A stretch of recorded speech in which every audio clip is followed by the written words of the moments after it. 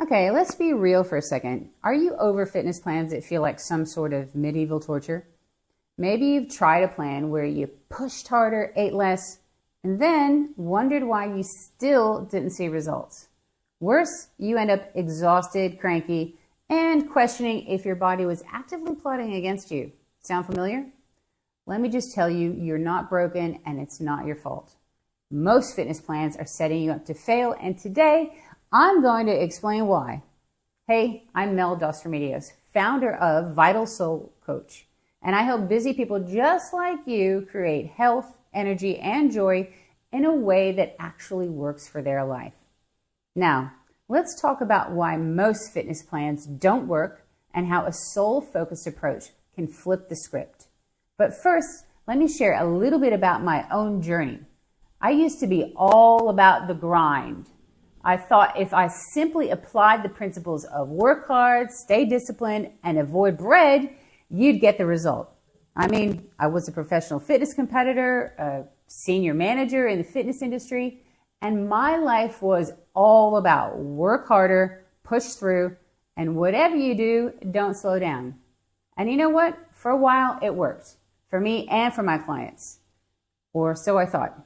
I was in for a really rude awakening. After my first trial, I was so completely burned out that I couldn't get off the couch.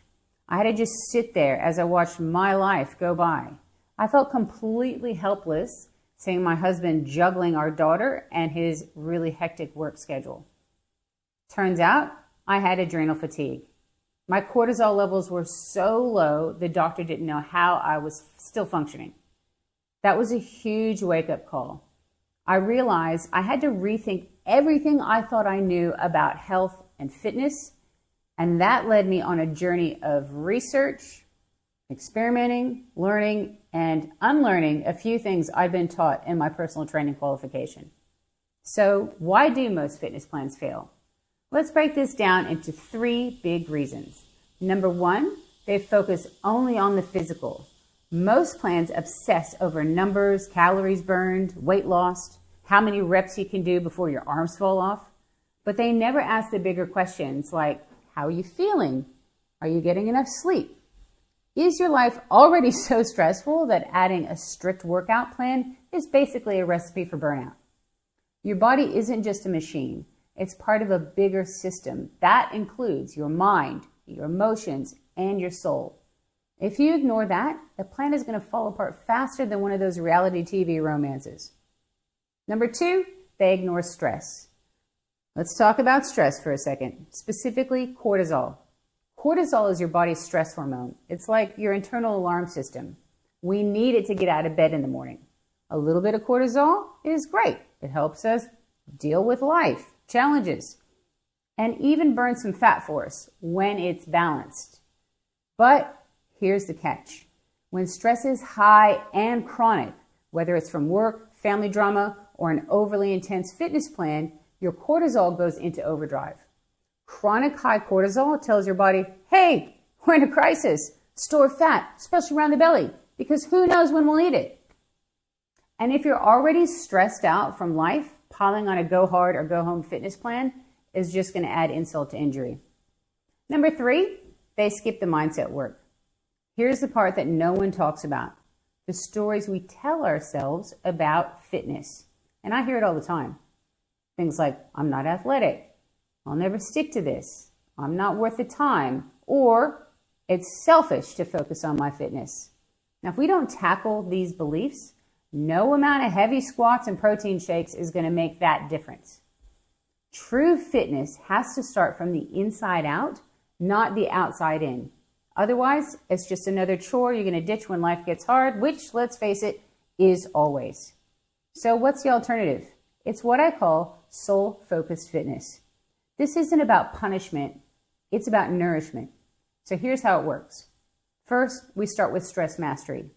Instead of piling on more stress, we work to reduce it. Now that means understanding your unique stress load, physical, emotional, environmental, and designing a plan that fits your current capacity.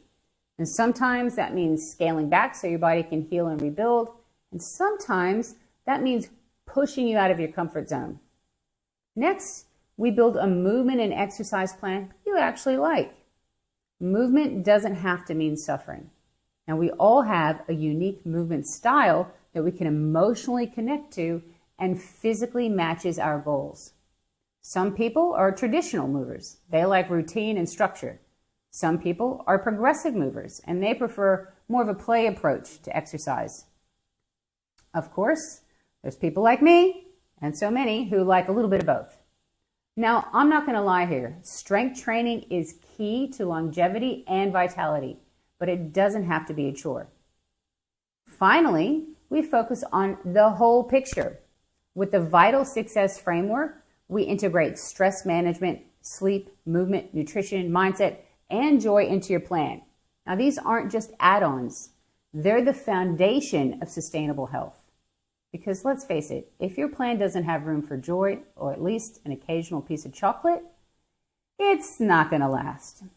So, if you're feeling stuck and thinking the answer is to push harder, pause, reflect. Maybe the answer isn't more punishment, but more compassion. Trust me, I've been there, and I've seen so many clients try to push their way to results and end up burned out. Once we stop fighting our bodies and start working with them, everything changes. Now, if this resonates with you, let me know in the comments.